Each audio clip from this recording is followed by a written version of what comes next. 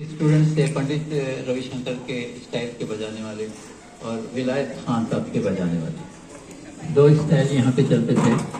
पहले तो पंडित जी का ही था, बाद में थोड़ा थोड़ा शुरू हुआ था खान साहब का।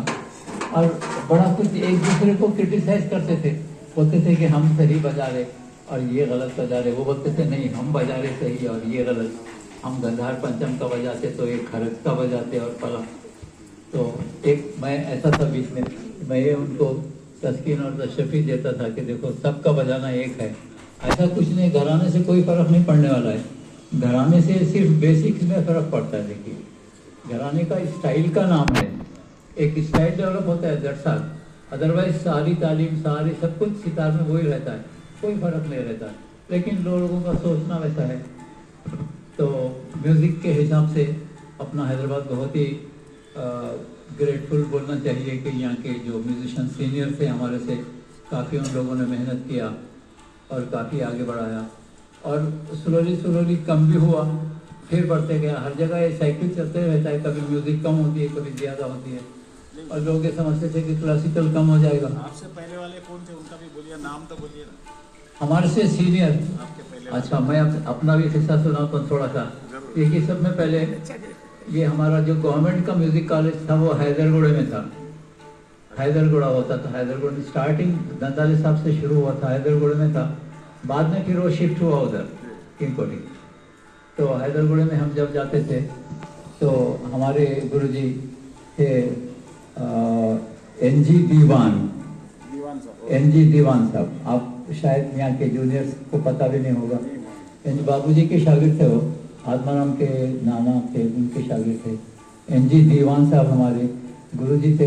हम 4-6 स्टूडेंट्स थे, सितार भी 2 या 3 थे वहाँ पे म्यूज़िक कॉलेज में। लेकिन ऐसा माहौल था कि जब आपने बड़े बड़े म्यूजिशियंस को बुला के प्रोग्राम रखते थे, और सितार में तो वही खान साहब बजाए, हलीम जाफर खान साहब बजाए, और कौन कौन नहीं बजाया, बहुत सारे लोग बजाए उसमें। और बड़ी अच्छा माहौल बनाए थे। दंदाली साहब से शुरुआत हुई, गाने के भी बड़े सारे प्रोग्राम होते थे। तो सितार की बात करूँगा, आज की महफिल सितार की है तो गाने वाले माफ़ करें मुझे। तो सितार की बात कर रहा हूँ, वो 4 ही सितार थे। और हमारे गुरुजी इतने स्ट्रिक्ट थे कि बोलते थे कि सिवाय क्लासिकल के कुछ नहीं बजाना। और कई बार ऐसा होता था, कुछ फिल्मी सॉन्ग भी बजाते थे हम लोग, गिरते पड़ते टूटे फूटे, आता तो नहीं था वैसे। एक बार गुरुजी बाहर गए और एक फिल्मी सॉन्ग हम बजा रहे थे, तो आके इतनी डांट पड़ी हमको कि ये आइंदा से बोले बजाना नहीं इधर कहीं, स्कूल में आने दूंगा बोले वो। अरे बाप रे, बोला ये तो बहुत मुश्किल है। तो देखिए कैसा माहौल था, कभी नहीं बजाने देते थे हमको फिल्मी। आप बहुत फिल्मी सॉन्ग बजाते हैं आप तो हमको बिल्कुल अलाउड नहीं था, फिल्मी सॉन्ग कभी नहीं बजाना। बोलते थे हाथ खराब हो जाता बोले सितार बजाने का, हाथ बिल्कुल खराब हो जाता, उंगलियां खराब हो जाते। फिल्म उतना ही उसके अपोजिट है, फिल्मी सॉन्ग बजा तो मेलोडी आती, लाइट म्यूजिक जिसको नहीं आती, क्लासिकल में फीकापना रहता उसके, आप लोगों को पता है ये। जिसको लाइट म्यूजिक नहीं आती उसको क्लासिकल में फीकापना रहता। तो ऐसे माहौल से हम गुजरे। और जो म्यूजिक के प्रोग्राम होते थे, कभी भी 6 बजे शुरू नहीं होते थे, रात में 10-11 बजे सुबह तक होते थे प्रोग्राम, सुबह तक प्रोग्राम चलते थे। और ऐसे ऐसे अजीब अजीब मामला होते थे।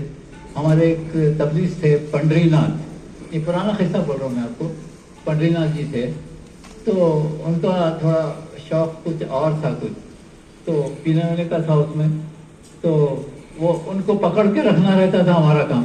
पैसा भाग जाता बोले ये इसको पकड़ के रखो नहीं तो प्रोग्राम में मुश्किल हो जाती बोले इसको। तो उनके पीछे हम रहते थे। और वो बेचारा पाउडर नहीं लाता था कभी भी साथ में, दीवार पे हाथ मार के बजाता था दीवारों पे हाथ मार के तबला बजाता था। और कभी कभी तो भाग जाता था उठ के बीच में से। फिर वो सितार बजाने वाले वो ओल्ड सिटी में रहते थे, इनके आरिंदर लोग, उनके नाना या दादा मुन्नू बाजा। हाँ मुन्नू बाजा, मुन्नू बाजा, हाँ मुन्नू बाजा थे। मुस्तफा दादाजी, हाँ उनके दादा। एक ओल्ड सिटी में एक सितार बजाने वाले थे, बहुत बड़े, बोलते कि खानदानी थे वो लोग, हमको पता नहीं था। तो वो हाँ जी, उनका नाम कुछ और था, उनका मुन्नू बाजा कुछ बोलते थे उनको। वो चांद खान जो अभी रेडियो स्टेशन से रिटायर्ड हुए, उनके लड़के हैं, वो एडॉप्टेड हैं क्या है। तो वो उनका बड़ा नाम था, हम जाते थे उनके पास। मुश्तबा तो वहाँ जाने से वो इतने धूप का टाइम था और वहाँ जाके वेट करते थे हम लोग वो अंदर से आने तक।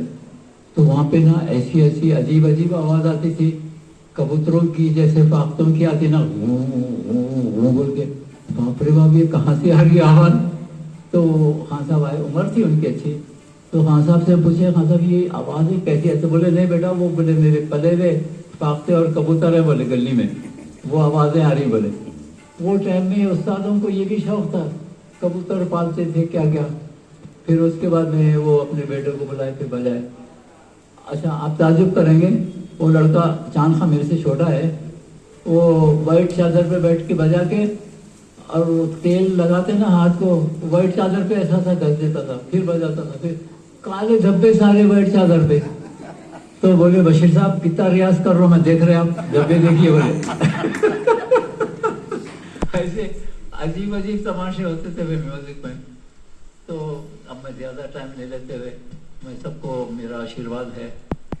और अनिल जी आज उनका, मैं सुना कि आज उनको सम्मान कर रहे, तो मैं भी उनको सम्मान करने वाला हूँ आज मेरे तरफ से।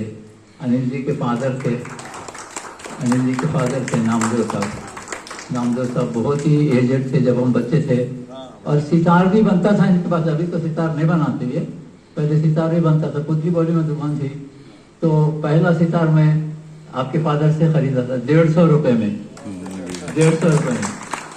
और साइकिल पे लेके जाते थे सितार में, एक हाथ से हैंडल संभालते थे, एक हाथ में सितार रहता था। तो 150 रुपये में खरीदा था। और बेचारे उम्र होने तक ऐनक लगा के बराबर जवारी करते थे, घसना, फिर तार को निकालते थे, फिर घसते थे, फिर वो सब कुछ अनिल भाई के पास में आया। और अनिल भाई हमको हमेशा डराते रहते कि मैं चले जा रहा हूँ बॉम्बे बोले, हमेशा डराते रहते, मैं अपने बेटों के पास चले जा रहा हूँ बोले, मैं रहने वाला नहीं हैदराबाद में। हाँ जी देखो भाई हमको डराओ मत, आप अकेले हैं, हमारे सितार वालों को कोई पूछने वाला नहीं है, आपसे जवारी होती है तो हम बजाते हैं, आप चले गए तो बहुत मुश्किल। सितार फूटे हुए कितने सारे केसेस हैं, फूटे हुए सितार है, कोई जोड़ने वाला नहीं है। तो अनिल भाई को बोलता देखो जितना भी है इंडिपेंडेंट, आपका इनकम अच्छा है, यहीं रहो, मत जाओ, आप बेटों पे डिपेंड मत करो, अपना इनकम आप कमाइए। मैं सबका शुक्रिया अदा करूंगा जी। और इसके बाद में कोई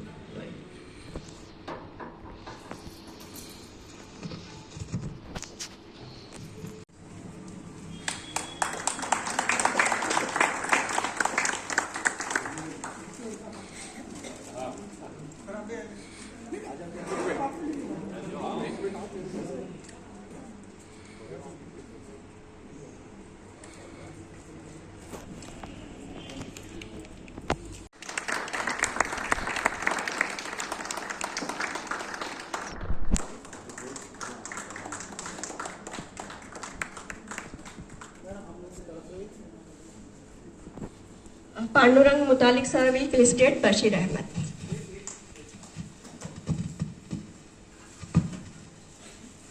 नमस्कार।